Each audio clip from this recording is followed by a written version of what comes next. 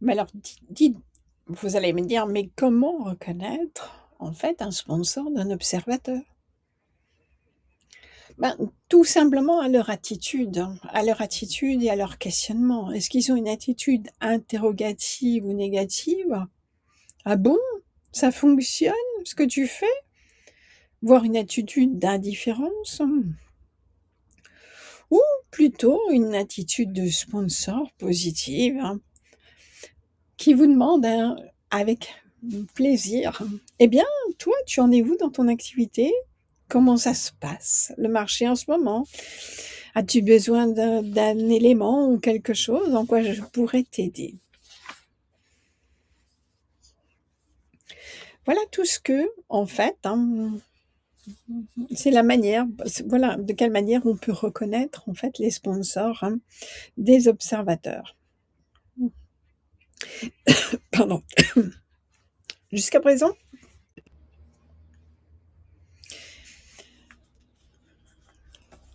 hem, si j'en reviens au biais cognitif, une douzaine ont été identifiés, j'en ai choisi 3.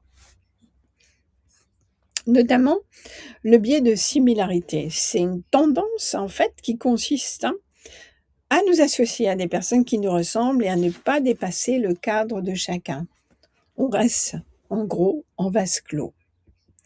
Il y a aussi le syndrome de l'imposteur. C'est celui qui nous amène à douter de nous en attribuant aux autres ou à l'environnement nos succès. Il est, à l'inverse du biais de complaisance, où on s'attribue le mérite de nos réussites et où on attribue à l'autre, à l'environnement, le sentiment d'échec.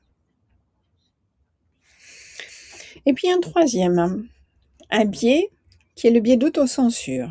Il va de pair avec la peur du jugement.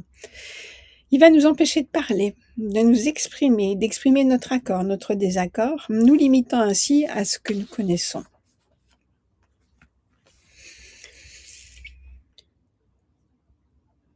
Donc, en conclusion, nous avons vu d'abord bien l'alignement par rapport au plafond de verre, le rôle de l'environnement et de ses alliés, mentors, sponsors ou autres, les micro-actions que nous pouvons mettre en place pour briser ce plafond de verre, comme demander de l'aide lorsqu'un sponsor nous le demande ou bien on le sollicite, comment prendre la parole régulièrement, comment partager ses réussites. Puis nous avons vu aussi l'intelligence des émotions avec sa gestion, les biais cognitifs. Et là maintenant nous allons voir en fait les injonctions familiales notamment, qui peuvent créer des attentes, qui font que, c'est souvent, ce que je vous disais au tout début de cette conférence, que les femmes, on les considère comme ayant des rôles traditionnels, celui de s'occuper des enfants, de la maison, et cetera. Il y a aussi les normes sociales qui font que, on doit se comporter à ce qu'on attend de nous. Et puis, eh bien, il y a la culture populaire, La culture populaire qui veulent que, on doit négliger, nos valeurs, comme l'empathie, par exemple, la collaboration ou l'impact social. En conclusion, si je devais vous laisser un message, ce serait celui-ci. Nous avons tous un plafond de verre au-dessus de nous. Parfois, celui-ci est vraiment en verre, parfois il est en béton. À certains moments, il est fabriqué par d'autres, mais la plupart du temps, nous le façonnons nous-mêmes. Ce plafond, il ne va pas se briser ni se casser d'un coup. Il se fissure. Il se fissure à chaque fois que nous faisons, à chaque fois que nous sommes, à chaque fois que nous acceptons d'avoir.